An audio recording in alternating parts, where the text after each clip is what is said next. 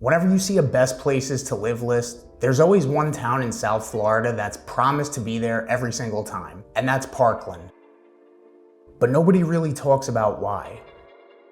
How does a quiet, tree-lined suburban town that feels like it's in the middle of nowhere outrank Boca, Fort Lauderdale, or even Tampa? US News and World Report just ranked Parkland as the best place to live in Florida and top 100 in the country, and we're going to talk about exactly why. So stick around, because by the end of this video, you'll know whether Parkland's the right place for you or just another overhyped city that you can cross off your list.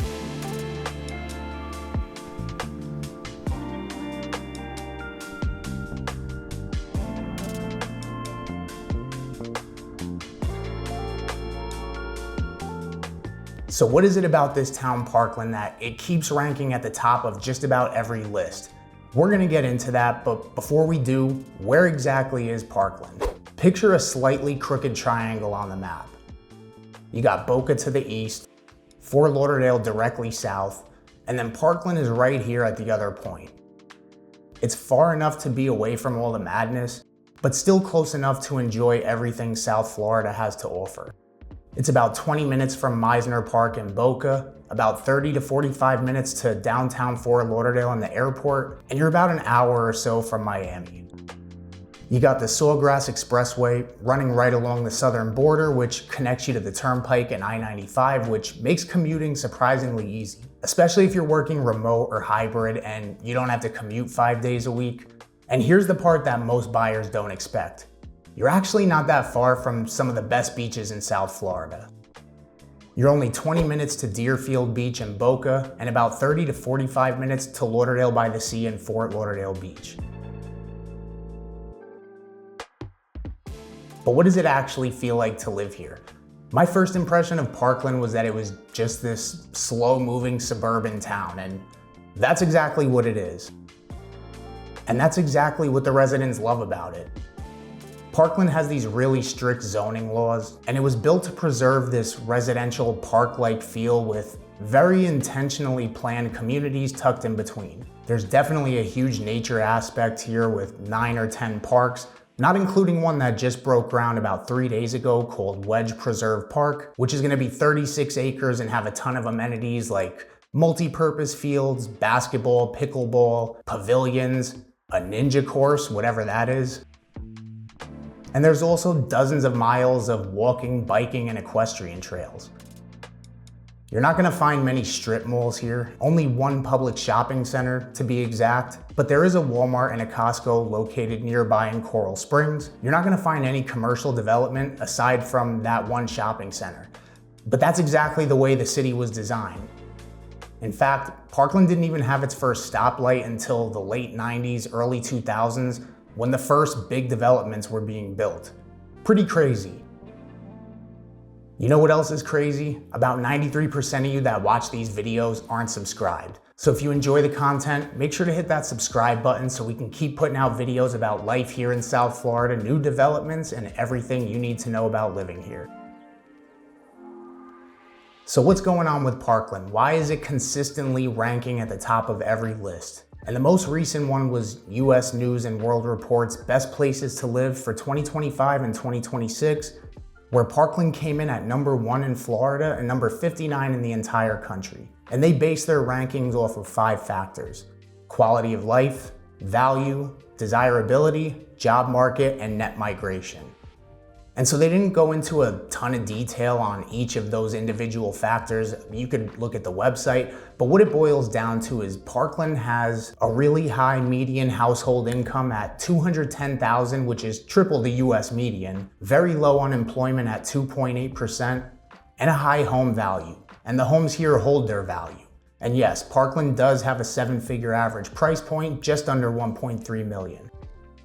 But when you compare it to nearby Boca or some of the Miami suburbs like Pinecrest and Coral Gables, and then factor in all A-rated schools, that price tag starts to make a little more sense. And the reality is, Parkland's not gonna be for everybody, and that's okay. This is a town that thrives off of more of a local community feel rather than that in-your-face Boca feel. Farmers markets at the equestrian center, food trucks at the amphitheater, movies in the park. That's the type of slower pace you'll find here. Life just feels simpler. It's clean, it's organized, family friendly, but at the same time, it's attracting young professionals, remote workers, and empty nesters that want modern living, but not at the expense of dealing with traffic and living in the city. You're not getting old Florida charm here in Parkland, but that's where the trade-off comes in. Instead, you get newer homes, gated master plan communities, and room to breathe. But just because you're not getting that old Florida charm doesn't mean you're not getting variety when it comes to housing. You can go to the unincorporated side of Parkland where you'll find older homes built in the 80s on really large lots with no HOA. Then you have your more mature master plan communities like Heron Bay, which was built in the early 2000s, exclusive country club communities like PGCC, Parkland Golf and Country Club, which has a Greg Norman course and full spa. You have the newer communities like Cascada at Mar-a-Lago, and even some pre-construction like Parkland Royale, which will be a Lennar development consisting of about 200 homes on the northwest corner, or Saltgrass at Heron Bay, which will be a luxury Toll Brothers community consisting of about 52 homes right inside Heron Bay. And this is what a lot of people are looking for here in South Florida that's just not easy to come by, which is brand new master plan communities with amenities.